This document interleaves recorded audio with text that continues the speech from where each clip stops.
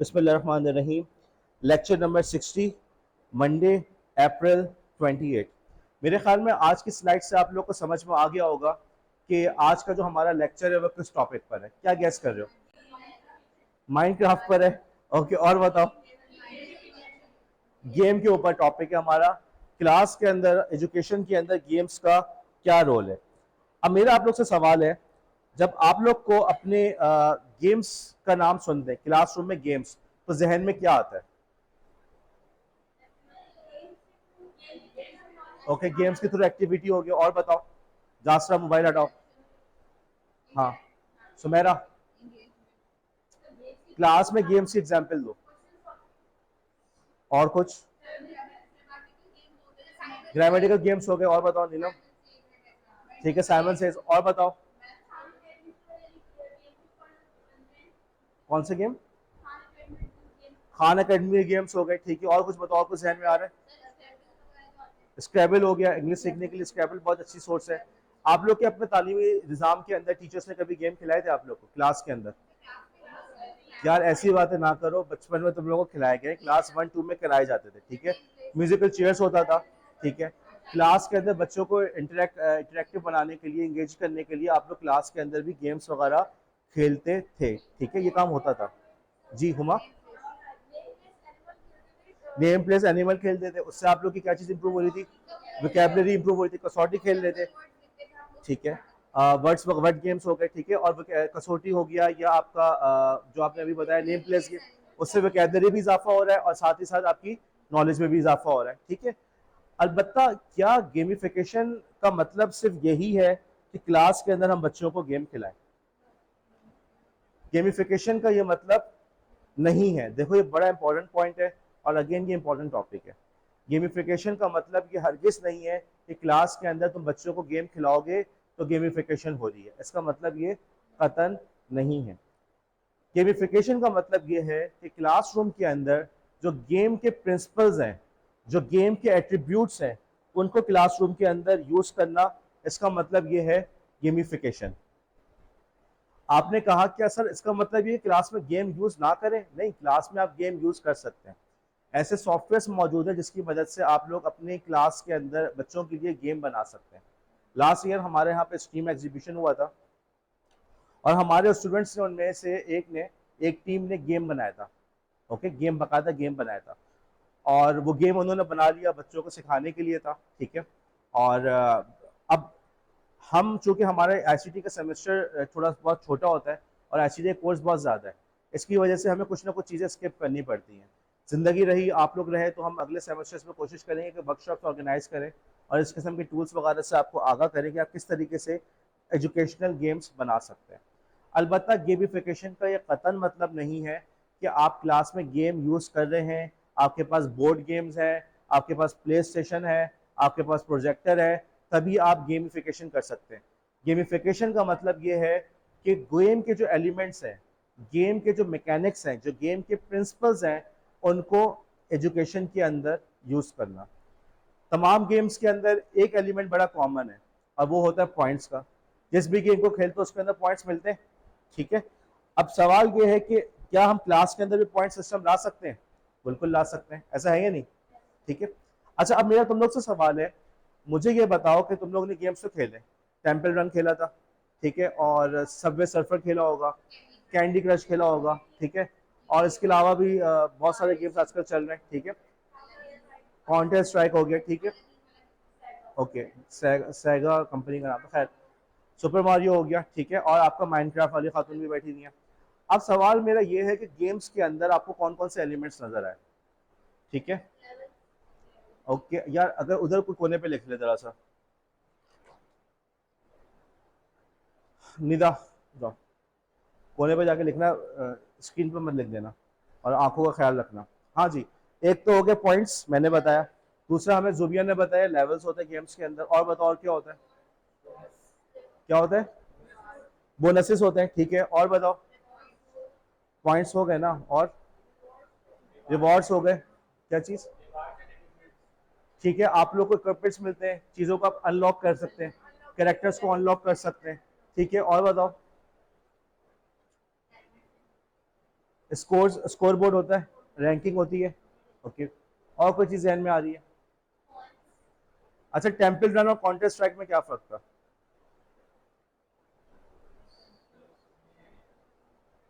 हाँ हाँ।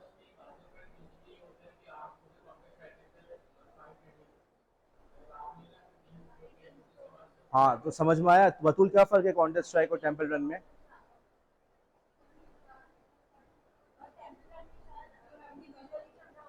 इंडिविजुअल था टेम्पल रन, अकेले खेल रहे थे, जबकि काउंटर स्ट्राइक के अंदर टीम मैकेनिक्स है, पूरी टीम थी, टीम पर खेल रहे थे। बाज दफा आप अकेले ही खेलते हैं लेकिन पूरी दुनिया से मुकाबला हो रहा होता है, सर्वर पर हो तो सर्वर में जितने लोग होते हैं उनसे मुकाबला।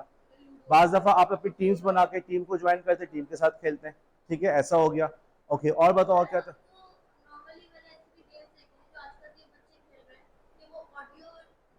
आपस में चैट कर सकते हैं, बिल्कुल सही है। आप गेम खेलते हो आपस में चैट कर सकते हैं। आप लोगों ने गेम के कुछ एलिमेंट्स को आइडेंटिफाई किया, कुछ एलिमेंट्स मैंने लिखे हुए हैं। ठीक है, एक तो आपको हो गया पॉइंट सिस्टम। ठीक है, बिल्कुल ऑब्वियस सी बात है। आप जैसे जैसे आगे बढ़ते जाते हैं आपको बैजेस मिलते हैं, अचीवमेंट्स मिलती हैं। ठीक है, आपका स्कोर बोर्ड होता है, लीडर बोर्ड कह लो, स्कोर बोर्ड कह लो, रैंकिंग कह लो। इंडिविजुअल भी खेल रहे होते तो बाज़ दफ़ा वो दिखाते हैं कि दुनिया भर में आप कौन से लेवल पर हो। ओके, आपके वक्त के साथ साथ आपकी प्रोग्रेस आगे बढ़ती जाती है, लेवल्स बढ़ते जाते हैं। जैसे जैसे गेम में आगे बढ़ते हो गेम डिफिकल्ट होता जाता है। ठीक है, टीम डायनामिक्स की अभी अभी हमने बात की कि बाज गेम्स हमारे ऐसे होते हैं जिसके अंदर टीम प्लेयर होता है। अब चाहो तो आप ग्रुप्स में बना लो, एक टीम बनी हुई, टीम्स आपस में खेल रही है, आप किसी टीम को ज्वाइन कर लो, या आप इंडिविजुअल खेल रहे हो लेकिन दूसरे लोगों से मुकाबला कर रहे हो। ठीक है, आपके आजकल जो जितने भी मूवीज बन रही, गेम्स बन रहे हैं उसके अंदर स्टोरी बड़ी जबरदस्त चल रही है, जो बड़े गेम्स हैं। और उन्होंने हॉलीवुड के टॉप क्लास एक्टर्स को उन्होंने हायर किया होता है। एक तो सबसे पहले वॉइस नरेशन के लिए, जो उसमें कैरेक्टर्स की आवाज़ें होती हैं ना वो मशहूर एक्टर्स की होती हैं। बाज़ दफ़ा वो उनको हायर करते हैं मोशन कैप्चर के लिए। जो एनिमेशन होते हैं ना, उन एनिमेशन को बेसिकली वो इंसान उसको परफॉर्म करता है और उस इंसान की परफॉर्मेंस की बेस पे वो एनिमेशन बनाता है। तो अब हमारे जो गेम्स है वो बहुत ज़्यादा रियलिस्टिक होते जा रहे हैं, उनकी स्टोरी बहुत ज़्यादा इंटरेस्टिंग होती जा रही है। बाकायदा प्रॉपर तरीके से स्टोरी राइटर्स को हायर किया जा रहा है गेम्स की स्टोरी लिखने के लिए। एक गेम है बड़ा मशहूर, last of us. Last of us नाम सुना है? इस पर आजकल टीवी सीरीज सीजन भी चल रहा है आजकल इसका। अब बुनियादी तौर पे इसकी गेम की स्टोरी बड़ी सिंपल सी है। पूरी दुनिया के अंदर एक वायरस फैल चुका है और लोग उस वायरस की वजह से एक दूसरे पे हमला कर रहे हैं। एक बच्ची है जिस पे इस वायरस ने कोई असर नहीं किया, वो इम्यून है। अब आप जो है, आपका काम ये है कि उस बच्ची को लेके जाना है आपने एक साइंटिफिक फैसिलिटी पे, और उस फैसिलिटी के अंदर जो है वहाँ पे उस बच्ची के ऊपर रिसर्च करके वैक्सीन बनाने की कोशिश की जाएगी। सिंपल सी स्टोरी है, यहाँ से वहाँ तक जाना। लेकिन उस स्टोरी के अंदर उन्होंने जगह जगह पे इतने ट्विस्ट दिए हैं, इतने इमोशनल उन्होंने टर्न्स दिए हैं कि हम उस स्टोरी के साथ इंगेज हो जाते हैं। और वो उस गेम की मशहूरी की सबसे बड़ी वजह यही थी कि उसके अंदर जो एक फादर डॉटर का रिलेशनशिप जो बन जाता है, उस बंदे उस लड़की के दरमियान डेवलप हो जाता है, हमें वो चीज़ इंटरेस्टिंग लगने लगती है। हम उनके साथ भी दुख, हमें जब उनको कोई जख्म लगता है तो हमें फील होता है हमें जख्म लगा है। हम सस्पेंस कर होते हैं, यार अब क्या होगा, अब क्या होगा। नतीजा ये हुआ, वो गेम भी बहुत ज़्यादा मशहूर हुआ और उस पर अभी जो टीवी सीरीज चल रही है वो भी अभी बहुत ज़्यादा मशहूर हुई है। आप तो सर्च कीजिएगा लास्ट ऑफ अस के नाम से। तो प्लॉट स्टोरी, ठीक है, ये भी होता है। फिर एक और होती है कि इस गेम्स के दरमियान छोटा सा कोई क्वेस्ट भी आ जाती है। आप ये वाला क्वेस्ट करें, कुछ एक नॉर्मल गेम चल रहा होता है, साइड क्वेस्ट जिसे कहते हैं, कुछ चैलेंज आता है, आप ये वाला चैलेंज करें। ठीक है, और एक और आखिरी चीज़ है यूज़र, जी, इवेंट्स आ जाते हैं बीच में। और आखिरी चीज़ आ जाती है यूज़र एजेंसी। यूज़र एजेंसी से क्या मुराद है? यूज़र एजेंसी से क्या मुराद है? जी माहा, कोई और? जुनैरा? यूज़र एजेंसी का मतलब ये कि आप यूज़र को इख्तियार दे रहे हैं, किसी हद तक इख्तियार दे रहे हैं, कुछ फ्री विल दे रहे हैं। मसलन मिनिमम लेवल पे आपने उसको इख्तियार दिया कि अपना नाम सेट कर लो। ठीक है, आपने इख्तियार दिया कि तुम अपने लिहाज से कैरेक्टर सेट कर लो। टेम्पल रन में ऑप्शन था कि अपने हिसाब से कैरेक्टर सेट कर सकते थे। आपने लड़के के साथ खेलना है, लड़की के साथ खेलना है, क्या पहना हो, कैसा हो, बाल लाल हो, क्या हो। ठीक है, ये हो गया। या आगे चल के अब जो बड़े गेम्स आ रहे हैं उसके अंदर मल्टीपल स्टोरी लाइन्स चल रही होती हैं। आपके पास ऑप्शन होता है कि आप बैक वक्त जो है, फॉर एग्जांपल अगर आपको कोई स्टोरी के अंदर 3 से 4 आपको ऑप्शंस दिए जाते हैं, आप ये वाले ऑप्शन पे अमल कर लो, उस वाले ऑप्शन पे अमल कर लो, तो आपके पास एक से ज़्यादा स्टोरीज चल रही हैं। ठीक है, तो यही कहलाती है यूज़र एजेंसी, कि यूज़र को अपने अंदर एक इख्तियार महसूस हो रहा है, उस इख्तियार की मदद से वो आगे बढ़ पा रहे हैं। कुछ और भी चीज़ें हैं, फीडबैक। गेम के अंदर फौरन हमें फीडबैक मिल जाता है, अभी क्या हुआ था, इसके बाद फौरन फौरन आपको रिजल्ट मिल रहा है। ठीक है, ये सब चीज़ें हैं। यहाँ तक कोई सवाल? बतूल, अब हम आगे बढ़ते हैं। अब हमारा सवाल ये है कि हम क्लास के अंदर गेमिफिकेशन को, ये जो तमाम हमने प्रिंसिपल्स बयान किए, इनको क्लास के अंदर हम कैसे यूज कर सकते हैं, क्या प्रिंसिपल को हम कैसे यूज करेंगे, क्या कर सकते हैं, आप लोग बताएं।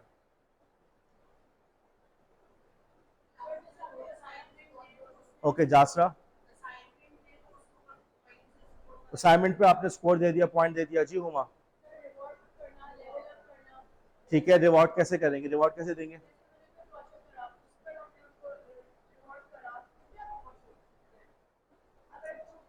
ठीक है, क्लास में याद है स्टार मिलता था, रेड स्टार, गोल्डन स्टार। ठीक है, और बताओ और क्या कर सकते हो? जुनैरा, सुमेरा, हाँ, क्लास में रैंकिंग हो सकती, कैसे करोगी? मार्कर से, पॉइंट्स के हिसाब से, तो कैसे लगाओगी क्लास में? क्या चार्ट बना लेंगे ना, चार्ट बना के उसके अंदर कर दोगे, ये काम हो सकता है। और बताओ और क्या पॉसिबल है?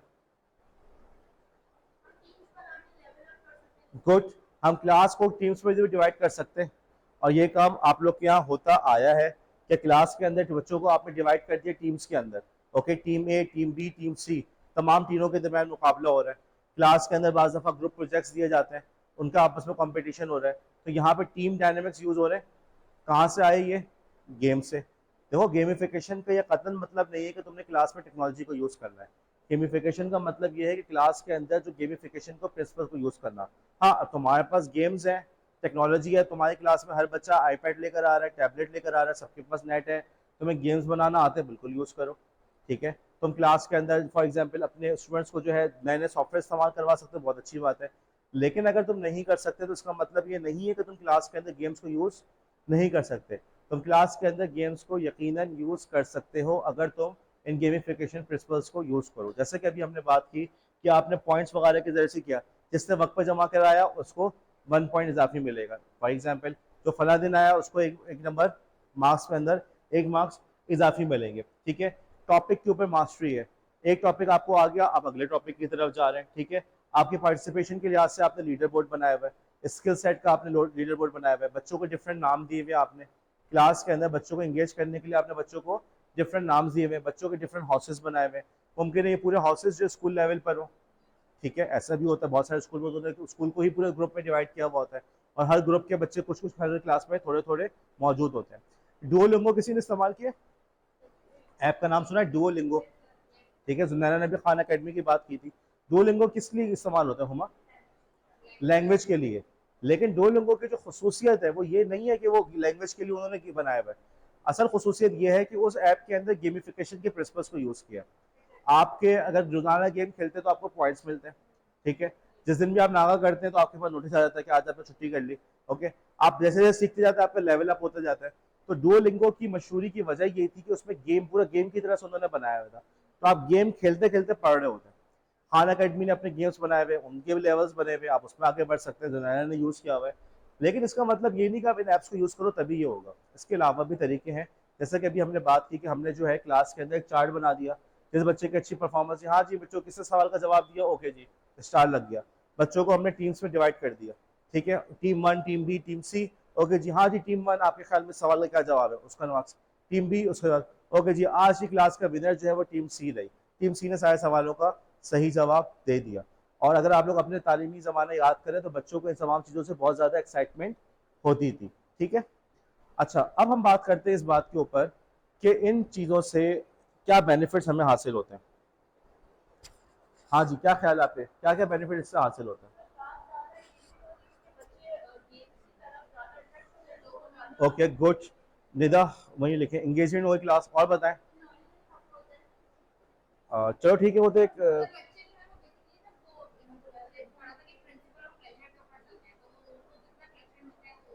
ठीक है, एंगेजिंग हो गई, एक्टिव पार्टिसिपेशन हो गई, और बताओ।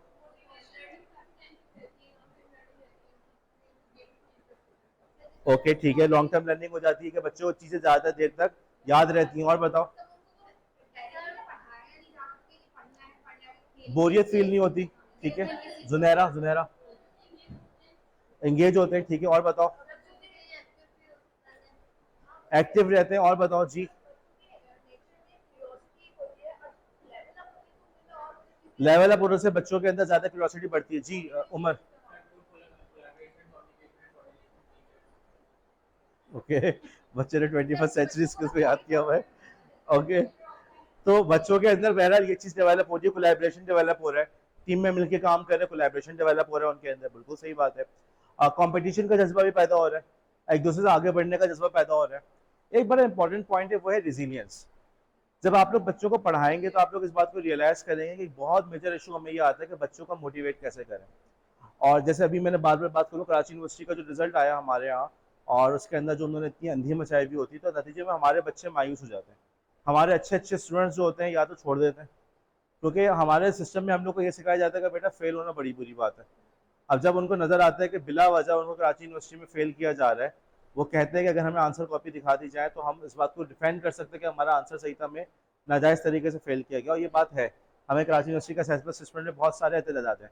अब वो बच्चा डिस्करेज हो जाता है, या तो वो छोड़ देते हैं, या ये कि वो पढ़ता भी आ गया तो अब उसकी सारी हिम्मत खत्म हो चुकी होती है, उसके अंदर वो मोटिवेशन पूरी की पूरी जा चुकी होती है। गेम्स के अंदर एक चीज नोट की है, अब अगर हम एक दफा गेम में हारते हैं तो क्या होता है, दोबारा खेलते हैं, गेम दोबारा स्टार्ट हो जाता है। गेमिफिकेशन के अंदर इसका मतलब ये हुआ कि बच्चे के अंदर इसके जरिए से रेजिलियंस भी पैदा हो सकती है। आज हमने टीम बनाई, टीम ए, टीम बी, टीम सी, पेशेंस होता है, बच्चा बार बार प्रैक्टिस करता है, उसको नजर आता है कि मेरे अंदर इंप्रूवमेंट आ रही है, पेशेंस डेवलप हो रहा है बच्चे के अंदर, पेशेंस हो रहा है। अब टीम ए, टीम बी, टीम सी, आज टीम सी जीत गई, कल हमने दोबारा जीता, आपकी दफा सीधा टीम बी भी जीत गई। अब बच्चों को नजर आ रहा है कि अगर हम बार बार मुकाबला करें और मुस्तकिल अपनी हिम्मत से काम आगे बढ़ते रहें तो हम लोग जीत सकते हैं। अपनी गलती से सीख रहा होता है, ठीक है। अब ये भी एक बड़ा मसला होता है, इसका मतलब ये हुआ एजुकेशन सिस्टम में हमें इस बात का भी ख्याल रखना चाहिए, एक्टिविटीज ऐसे ऑर्गेनाइज करो कि बच्चे को दोबारा करने का, दोबारा बच्चे को दोबारा बच्चे को उसको सीखने का मौका मिले। ऐसा ना हो कि बच्चा जो है उसने एक दफा उसको करने का मौका मिला, दोबारा उसको मौका नहीं मिला तो उसकी वजह से वो डिस्करेज हो जाए। ओके, आपने उसको दोबारा मौका देने की कोशिश करनी चाहिए। इसके नेगेटिव पॉइंट्स क्या जहन में आ रहे हैं तुम्हारे? देखो, सेमेस्टर सिस्टम में तो वाकई बहुत बड़ा प्रॉब्लम होता है कि टाइम हमारे पास इतना कम होता है, लेकिन सेमेस्टर सिस्टम के अलावा बात करो, क्या कर सकते हैं? ईयरली सिस्टम होगा ना, बच्चों में एक्सेसिव कंपटीशन हो गया, ठीक है। तूबा ने कहा जी, कौन कह रहा है? मेरा, ठीक है, टीचर को ट्रेन होना चाहिए, ठीक है, ओके, ये हमारा एक वीकनेस हो गई, टीचर को ट्रेन होना जरूरी है। और बताओ जी, जेलसी जी, उमर, वो तो वैसे पूरे ओवरऑल क्लास में हो सकता है ना, तो किसी भी बात में हो सकता है, ठीक है, लेकिन गेमिफिकेशन से इसका क्या ताल्लुक? ये तो जनरल पॉइंट है ना हमारा, ओनली फॉर यंग लर्नर्स। अच्छा, आगे आगे हम बात करते हैं, ये बात मैं डिसएग्री करता हूँ। और बताओ, एक पॉइंट ये हो जाता है कि हमारे लोगों के अंदर ये चीज़ पैदा हो जाती है कि गेम, बस वो सिस्टम को गेम करने लगते हैं। जब उनको पता चल जाता है कि हमें इस चीज़ के पॉइंट्स मिल रहे हैं तो बस उसी पे फोकस करते हैं। ये चीज़ें आपको सरकारी नौकरी में बहुत ज़्यादा नजर आती हैं। जब वहाँ पे वो देखते हैं कि हमें फला काम करने का बेनिफिट है तो उसी काम पे फोकस करते हैं, दूसरे कामों को वो इग्नोर करने बैठ शुरू कर देते हैं। अब हमें गेमिफिकेशन में क्या होता है, फॉर एग्जाम्पल अब क्लास में मिसाल है, आपको बच्चे नजर आएंगे, आज हमारा असाइनमेंट था, असाइनमेंट के मार्क्स हैं, तो बच्चा उसी दिन आया, उसी दिन आया सिर्फ और सिर्फ असाइनमेंट देने के लिए। सर नदीम का मैसेज आया कि प्रेजेंटेशन के मार्क्स हैं, बच्चा वैसे तो पूरे सेमेस्टर का आया, प्रेजेंटेशन वाले दिन पहुंच गया। बच्चा सिस्टम को गेम कर रहा है नहीं कर रहा, मिस यूज कर रहा है नहीं कर रहा। वो चाहता ये है कि जिस दिन मुझे मार्क्स, जिसका काम है उसी दिन आऊंगा, वैसे नहीं आऊंगा। और बड़े फखर से हमें बताता है हम घर में पढ़ लेते हैं, तो भाई आप फिर ले लो, फिर अल्लामा इकबाल ओपन यूनिवर्सिटी में ले लो, यहाँ पे क्यों एडमिशन लिया हुआ है? ठीक, तो ये चीज बच्चे के अंदर भी डेवलप हो जाती है। वो कहता है पॉइंट, जिस काम पे पॉइंट्स मिला मैंने वही काम करना है, जिस काम पे पॉइंट्स नहीं मिल रहा उस पर मैंने नहीं करना। अब हर चीज का पॉइंट्स नहीं होते, आपका आपस में कैसा बिहेवियर है, आपकी टीम जीत गई, आपको नजर आएगा क्लास के अंदर बाद बच्चे होते हैं जो बड़े एंटी सोशल होते हैं, पढ़ने में अच्छे होते हैं लेकिन एंटी सोशल होते हैं। क्यों? वो ये देखते हैं कि यार हमें मार्क्स मिल रहे, हम पास हो गए, हम जीत गए और बस खत्म, दैट्स इट। लेकिन उनका दूसरों के साथ कोई खास रवैया नहीं होता, वो दूसरों के साथ अच्छे तरह से बिहेव नहीं कर रहे होते। ये वाली चीज गेमिफिकेशन के अंदर भी है। क्लास के अंदर गेम हो रहा, बच्चा बार बार जीत रहा है, मैं ही बस सब कुछ हूँ, उसके अंदर बाकी सलाहियतें पैदा हो ही नहीं रही कि भाई बाकी लोग भी मेरे साथी हैं, बाकी लोग भी मेरे क्लास फेलोज हैं, ठीक है। ये चीजें भी उनके अंदर हमें डेवलप करना होती है। हम सिर्फ गेमिफिकेशन या गेमिफिकेशन के प्रिंसिपल्स पे फोकस ना करें। और जनरल बात करें तो जैसे कि उमर ने कहा कि टीचर के बिहेवियर से बच्चा डिस्करेज हो सकता है, तो उसमें ये वाली बात भी आती है कि जनरली भी टीचर जो है गेमिफिकेशन की जो भी काम क्लास में कराए, तो ऐसा ना हो कि बच्चे के जहन में ये रहे कि जी मेरा असाइनमेंट बहुत अच्छा था, मेरे तो हमेशा अच्छे नंबर आते हैं, टीचर तो हमेशा मेरी तारीफ करते हैं, तो बस मैं तो कोई बहुत बड़ी चीज़ हूँ। ओके, वो दूसरों के साथ उसके बिहेवियर खराब ना हो। ठीक है, हमने पॉजिटिव और नेगेटिव दोनों बातों पे बात कर ली। अब आगे चलते हैं।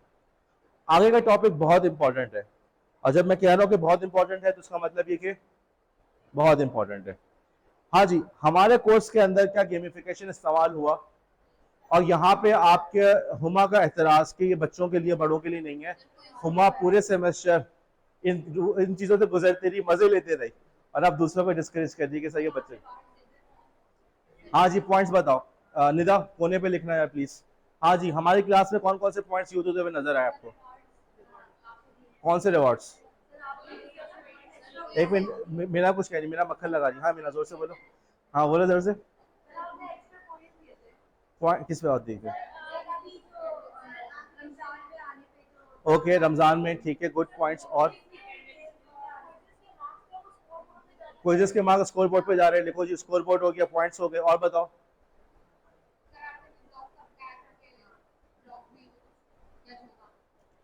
तो उसमें गेमिफिकेशन क्या है?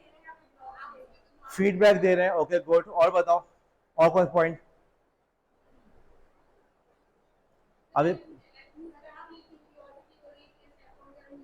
ओके, अच्छा देखो, अब जो आगे पॉइंट्स बता रहा हूँ बहुत अहम है, बहुत अहम है, बहुत अहम है। मुझसे बाद में मत बोलना कि सर फेल क्यों कर दिया।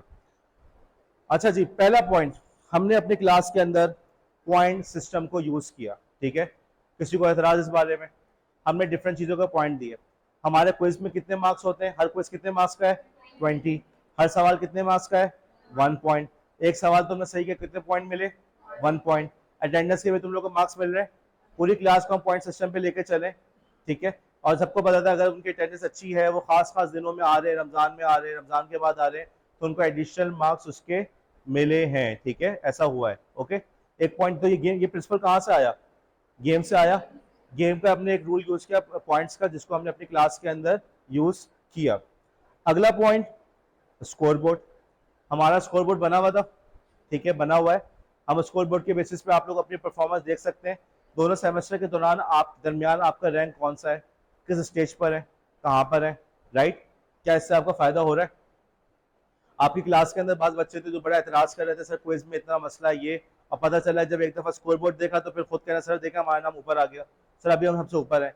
सर हमने इतनी दफा किया, लेकिन क्या चीज आसान भी लगा, और इसके अलावा आप लोग को स्कोर बोर्ड से भी बहरहाल एक मोटिवेशन मिली। अच्छा, आगे चलें। Practice loop. हाँ जी, गेम्स के अंदर एक पॉइंट होता है हमारा कि बार बार एक ही स्टेज को हम खेलते हैं, जब तक कि हमें उसमें इंप्रूवमेंट ना आ जाए।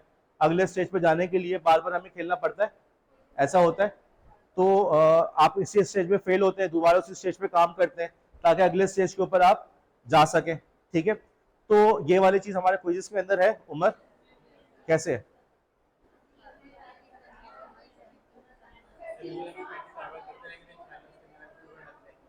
क्या चीज? अगर हम क्विज के अंदर फेल हो जाते हैं तो हमें दोबारा मौका मिलता है उस क्विज को करने का। ठीक है, बात ये नहीं कि 3 दफा करने कहा गया, बात ये कि जब तक आप क्विज में पास नहीं होते आप आगे बढ़ते जाते हैं। ठीक है, तो आगे नहीं बढ़ पाते, तो अगर आपके नंबर 16 से कम आए तो वो काउंट ही नहीं होता। तो बार बार आपको मौका मिल रहा है प्रैक्टिस करने का, इससे आपकी इंप्रूवमेंट आ रही है। क्या ये गेम के अंदर होता है ऐसा? एक ही राउंड को बार बार खेलते हैं, एक ही स्टेज को बार बार खेलते हैं, अगले स्टेज पे जा ही नहीं पाते जब तक कि आपने वो राउंड क्लियर ना किया हो। तो प्रैक्टिस लूप आ रहा है। अगेन ये चीज कौन सा प्रिंसिपल है? गेमिफिकेशन का। आगे चलने एक और प्रिंसिपल आता है, वो है फीडबैक का। क्लास के अंदर क्या हमारे फीडबैक का सिस्टम है?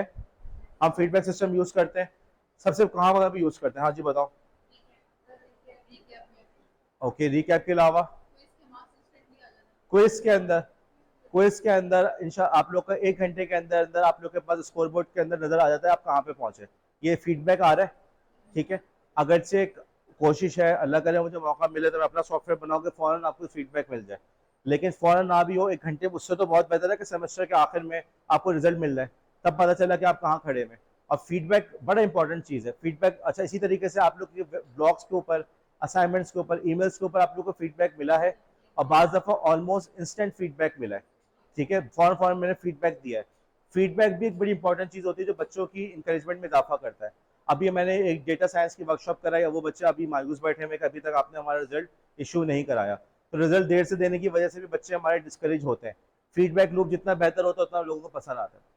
अभी हमारे वेस्टर्न कंट्रीज के अंदर एक बड़ा इशू चल रहा है जिसका नाम उसको रखा है मैन चाइल्ड, कि बंदे बड़ी उम्र के हो गए मर्द, लेकिन बचकाना हरकतें। और एक बड़ी चीज़ ये चल रही है कि बस वो गेम्स में लगे हुए, जॉब वॉब करनी नहीं है। अगर जॉब करनी है तो छोटी मोटी जॉब करिए, बस थोड़ा बहुत खर्चा चल रहा है, बाकी सारा वक्त उन्होंने बैठ के गेम्स खेलना है। आजकल हमारे यहाँ भी ये माहौल बन चुका है, हर वक्त मोबाइल में लगे हुए। नौकरी मिलती नहीं है, नौकरी मिल जाती है तो बस मोबाइल में लगे हुए। तो ये भी हमारे यहाँ के बचपन उनको जान लिया। तो उनसे जब पूछा गया गेम्स वगैरह में क्यों इतना इंटरेस्ट है, तो उसमें बहुत बड़ी वजह नजर आई फीडबैक। फौरन फौरन नतीजा मिलता है। दुनिया के अंदर जो भी काम करते हैं, पढ़ेंगे, मेहनत करेंगे तो जॉब मिलेगी, जॉब में मेहनत करेंगे तो और तरक्की मिलेगी। जब तक जॉब में तरक्की मिली उतने घर में मसले शुरू हो गए। घर पे मेहनत की, तवज्जो दी, वहाँ के मसले हल किए, इतने में आप बुढ़े हो गए।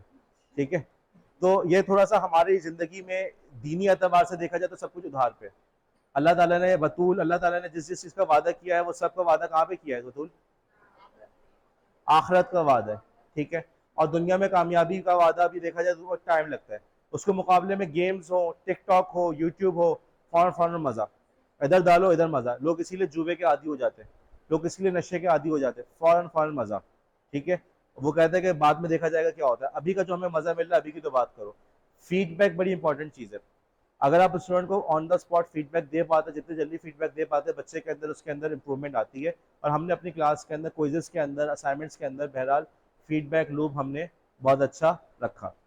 अच्छा, अगला प्रिंसिपल जिसको हमने क्लास में यूज़ किया वो है अचीवमेंट थ्रेशोल्ड। आप लोग फॉर एग्जांपल क्विज़ेस कर रहे होते हैं, क्विज़ेस के अंदर आप लोग के जो मार्क्स हैं उसके अंदर एक बड़ा इंपॉर्टेंट पॉइंट होता है कि आपने नहीं किया होता, क्या बना हुआ होता है वहाँ पे? क्लॉन। ठीक है, आप जब करना शुरू करते हैं कलर चेंज हो जाता है, ग्रीन येलो से आता है, बिल्कुल हो जाता है, हरे से आ जाता है। साथ ही साथ फिर आपको वो स्टेटस भी चेंज हो जाता है, डू ऑल द क्विजेस, ठीक है, परफेक्ट स्कोर, ठीक है, अटेम्प्ट हार्डर, तमाम इसको ये बैजेस ही तो है, आपको साथ साथ उसको मिलता जा रहा है आपका स्कोर क्या है। ठीक है, तो ये जो बच्चे के अंदर अगेन ये वाला प्रिंसिपल भी हमने क्लास में यूज किया कि अचीवमेंट का थ्रेशोल्ड है, जो इस हद तक पहुंचा उसका ये लेवल, जिससे आगे पहुंचा उसका अगला लेवल, जिससे आगे पहुंचा उसका अगला लेवल। जो मेरी मार्किंग स्कीम है उसके अंदर भी मैंने इसी चीज़ का ख्याल रखना है। जिन लोग की अटेंडेंस रही, जिन लोग ने वक्त पे असाइनमेंट की, उनके मार्क्स लाजमन दूसरों से ज़्यादा ही आएंगे। जो लोग लेट असाइनमेंट सबमिट करवा रहे होंगे, जैसे अभी मैं डेडलाइन वगैरह बताई है, तो उस डेडलाइन के बाद जो लोग सबमिट करवा रहे होंगे वो पास तो हो जाएंगे, लेकिन मार्क्स उनके वो नहीं आएंगे जो उन लोग के आएंगे जिन्होंने पहले फुर्सत में ये काम किया था। तो अचीवमेंट लेवल नजर आ रहा है। ठीक है, ये प्रिंसिपल हो गया हमारे गेम का। अगला पॉइंट क्वेस्ट और चैलेंज का। हाँ जी, हमारे लेक्चर के अंदर, हमारी क्लास में, हमारे पूरे सेमेस्टर में आपको कहीं पे कुछ चैलेंज या कोई क्वेस्ट वाली चीज नजर आई? जैसे गेम में होता है ना कि गेम चल रहा है, पूरा गेम प्ले चल रहा है, साथ में कुछ साइड क्वेस्ट आ जाती है। ठीक है, तो कोई ऐसी चीज नजर आई आपको?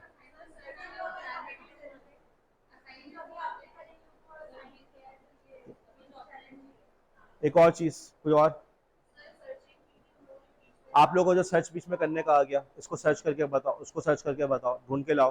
ठीक है, ये आपका हो गया। और कोई चीज जिसपे ये जासरा के 8-8 आंसू रो रही थी जासरा आज? आज इस पे रो रही थी। रीकैप, रीकैप रोजाना आपका होता है, तो रीकैप क्या ऐसी चीज नहीं है? क्या ये क्वेस्ट नहीं है? क्या बीच में एक चैलेंज नहीं है?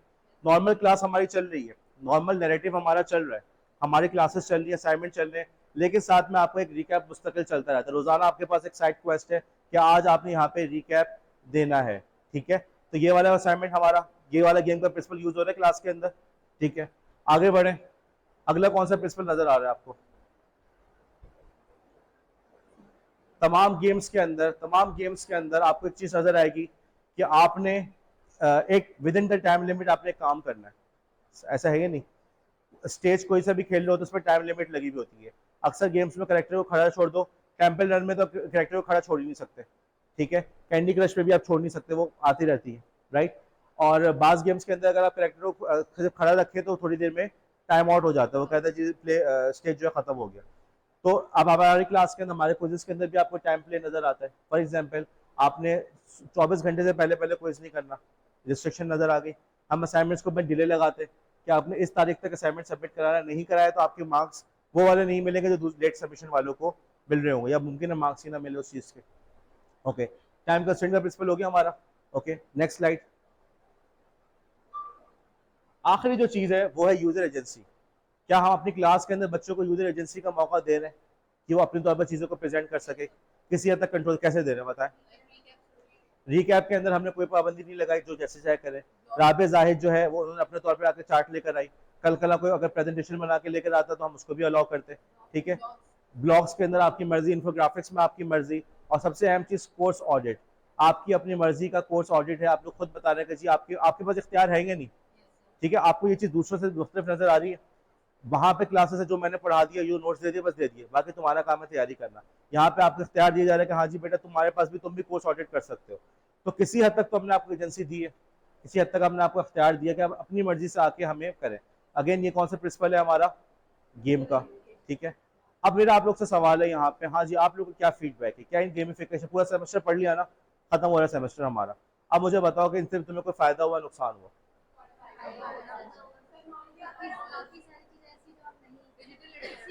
डिजिटल लिटरेसी इंक्रीज हुई, लेकिन गेमिफिकेशन से क्लास इंटरेस्टिंग हुई। विदा बैठ जाओ। एंगेज रहे, निस्बतन एंगेज रहे। क्या कह रही है मीना? क्लास एंगेजिंग रही आपकी, टास्क की वजह से एंगेज रहे,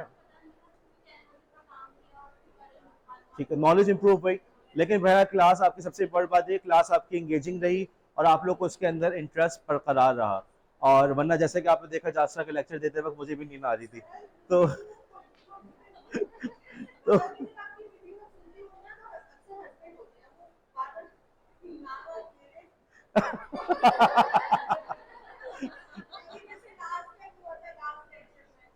आपके हस्बैंड भी सुन रहे होते हैं तो ठीक है। जासरा नाक से उंगली निकालो बेटा, क्या कर रही हो? जासरा बुरी बात है बेटा, क्या कर रही हो तुम ये? अब आपके हस्बैंड को याद रहेगा। अच्छा, तो अब इस लेक्चर का अगले स्लाइड पे जाएं प्लीज। तो बहरहाल आप लोग को इस प्रिंसिपल को यूज करने का फायदा हुआ, और आप लोग भी अपनी क्लास में इसको यूज कर सकते हैं। जरूरी नहीं टेक्नोलॉजी हो तो यूज करें, टूल्स वगैरह होंगे तभी आप यूज कर सकते हैं। Next slide please. आखिरी स्लाइड, यहाँ पे हमारा लेक्चर खत्म हुआ, ठीक है। अब हम बात कर रहे थे कुछ पेपर के हवाले से। देखो मैं पेपर के हवाले से जो बातें बता रहा हूँ जरूरी है, इसको सुन लो। सबसे पहली बात, आप लोग का जो क्वेश्चन पेपर आएगा उस पर आप सबका अपना अपना नाम लिखा हुआ होगा। सुमेरा के पेपर पर सुमेरा का नाम, जुनैरा के पेपर पर जुनैरा का नाम। उस दिन अगर तुम्हारे इन्विजिलेटर ने कॉपरेट नहीं किया, अब फॉर एग्जाम्पल उसने आंख बंद करके कॉपी बांट दी, आपका काम है कि आपने उस वक्त शोर मचाना कि नहीं जी हमें वो वाले आपको दे जिसपे हमारा नाम लिखा हुआ है, ठीक है। ये बात बिल्कुल तय है। क्यों मैं बता रहा हूँ? वैसे तो हमारा पेपर आखिर में हो, मुझे उम्मीद है इन्विजिलेटर हमसे ताउन करेंगे। नॉनदलेस मेरे जो स्टूडेंट्स होंगे 3 क्लासेस में बैठे हुए होंगे, मुझे नहीं पता कौन सा इन्विजिलेटर कहाँ पर है। बिलफर्ज अगर वो आपसे ताउन नहीं करता, आपने क्लियरली बताना कि जी हमें वो चाहिए जिसपे हमारा नाम है। देखो, अब अगली बात सुनना, मैं आपकी दफा रियायत किसी किस्म की नहीं करूंगा। मुझे बाद में आकर मत कहना कि सदफ ने मेरा पेपर जो है बतूल ने कर दिया, बतूल का पेपर सदफ ने कर दिया। नहीं, मैं ऐसा कुछ कोई ऐसी तफरी नहीं करूंगा। बिल्कुल बात क्लियर है, बतूल का पेपर बतूल का ही है, उसमें बतूल का नाम लिखा हुआ है, उसने बतूल नहीं उस पेपर पे करना है। किसी और ने कर दिया, कुछ ऐसा हुआ, टीचर ने बात नहीं सुनी, वो आपका मसला है। ये मसले आपने खुद हल करने, मैंने नहीं करने, पहली बात। दूसरी बात, इस उम्मीद पे मत रहना कि मैं क्लास में शायद उस दिन आपकी क्लास में आऊँ भी ना। क्यों ना आऊँ? क्योंकि सीधी सी बात है, जब मैं हर चीज़ एक्सप्लेन कर रहा हूँ, जब मैं बार बार बता रहा हूँ, तो मुझे क्या जरूरत पड़ी मैं बार बार क्लास में आके पूछता हूँ, हाँ जी बेटा कैसे पेपर है, कुछ सवाल है तो पूछ लो। बार बार जब मैं सवाल बता रहा हूँ, तुम लोग का काम है, ठीक है। रीडिंग कॉम्प्रीहेंशन में मसला हो सकता है, आप में से बात लोग की अंग्रेजी कमजोर है, लेकिन जब मैं बार बार सवाल समझा रहा हूँ कि ऐसा सवाल आ रहा है तो फिर क्या मसला है? ओके। हमारे पेपर के अंदर अब जो पेपर आपके पास आएगा, क्वेश्चन पेपर आएगा, आंसर कॉपी अलग से मिलती है, क्वेश्चन पेपर अलग से मिलता है। मेरे पेपर में ऐसा नहीं होगा, मेरे पेपर में आपको आंसर कॉपी अलग से नहीं मिलेगी। जो क्वेश्चन पेपर मिलेगा आपने उसी पे सॉल्व करना है, उसी पे एमसीक्यू सॉल्व करने हैं, उसी पे बाकी सारे सवाल सॉल्व करने हैं, ठीक है। अभी तक 10 के करीब सवाल है, उसमें कोई ऑप्शनल नहीं है, सारे सवाल अटेम्प्ट करने हैं। अब बाकी एक सवाल आपको कौन सा हो गया? एमसीक्यूज का। मुंह नहीं बनाओ मैमूना।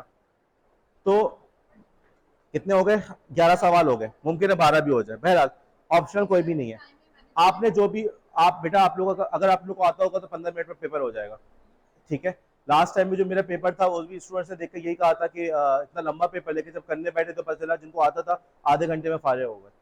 कॉन्सेप्चुअल पेपर है, मैंने आपका रट्टा चेक नहीं करना, आपके कॉन्सेप्ट चेक करना है, ठीक है। और जब बार बार बता रहा हूँ ये चीज इंपॉर्टेंट है, ये चीज इंपॉर्टेंट है, तो यार तो फिर तो बिल्कुल ही तुम बुद्धू हो, तुम बिल्कुल ही बुद्धू हो, जिसको अभी भी समझ नहीं आ रहा कि पेपर में करना क्या है।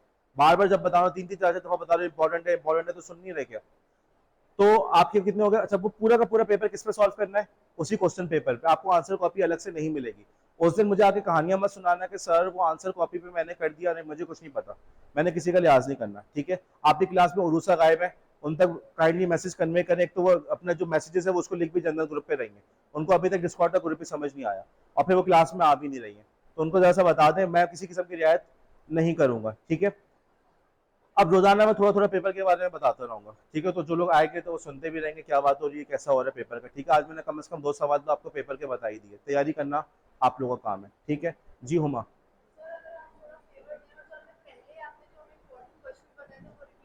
अच्छा अच्छा, जी नीलम। क्या चीज? अच्छा, अब हुमा का जो फरमाइश के साथ थोड़ा फेवर कर दे, मतलब और कितना चाहिए, लेक्चर भी अपलोड करो, पेपर में पॉइंट बताओ। हुमा तुम ऐसे करो, नकाब लगा के आना शुरू करो, ठीक है। जिस दिन पेपर होगा उस दिन मैं तुम्हारी जगह जाके दे दूंगा पेपर, ठीक है। नकाब लगा के बैठ जाओ, किसी को पता नहीं चलेगा। लोग बोलेंगे हुमा रातों रात इतनी मोटी कैसे हो गई।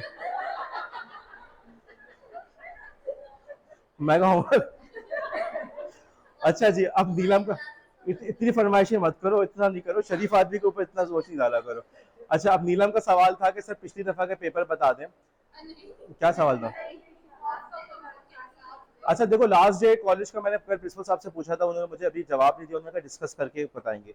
लेकिन मैं अपना बता दूं कि देखो वैसे तो मेरा कोर्स ओवरऑल कंप्लीट हो चुका है, लेकिन फिर भी मैं एक्स्ट्रा क्लासेस लेता रहूंगा। फॉर एग्जांपल मैंने कराची यूनिवर्सिटी का पेपर चेक डिस्कस करना है। अब कराची यूनिवर्सिटी का पेपर डिस्कस करना मेरे सिलेबस का हिस्सा नहीं है, कराची यूनिवर्सिटी वाले पेपर देते भी नहीं है। तो अगर मैं सिलेबस को डिस्कस कर रहा हूँ, उसके पेपर्स को अलग से डिस्कस कर रहा हूँ, तो मैं एडिशनल काम कर रहा हूँ। तो मेरा मशवरा है कि आप लोग उसमें क्लासेस में आए। लास्ट टाइम भी मैंने अपनी अलग से एक स्पेशल क्लास रखी थी, जिसमें मैंने पूरा पेपर अपना डिस्कस किया था, पेपर का पैटर्न डिस्कस किया था, बल्कि सॉल्व भी करवा दिया था। उसके बावजूद बच्चों ने गलत किया था। लेकिन बात ये होती है, जो आएंगे तो मौका मिलेगा, ठीक है। कल की क्लास के अंदर हमने कुछ गिने चुने टॉपिक्स हमारे रह गए, हम उनको थोड़ा सा कवर करेंगे, और फिर कोशिश करेंगे पेपर वगैरह डिस्कस हो। तो लास्ट डे जो भी हो, मैं बहरहाल थोड़ा बहुत जो भी अपने पेपर वगैरह डिस्कस करना है कराची यूनिवर्सिटी का, अपना पेपर ये मैं कंटिन्यू करूंगा, ठीक है, इस तरह से। जी बिल्कुल, मैं मैसेज कर दूंगा, बिल्कुल कर दूंगा। अभी जुम्मे, अच्छा बजे के बाद है, जुम्मे को छुट्टी भी आ रही है। तो बहरहाल अभी कल के दिन तो हमने टॉपिक जो पढ़ेंगे, नया टॉपिक पढ़ेंगे, देख लेंगे कौन सा टॉपिक कल हम बात करेंगे उस बारे में, ठीक है। जून में एक्सपेक्टेड है, कराची यूनिवर्सिटी का जून में एक्सपेक्टेड है। अच्छा मैं रिकॉर्डिंग रोक लूँ बेटा, एक मिनट।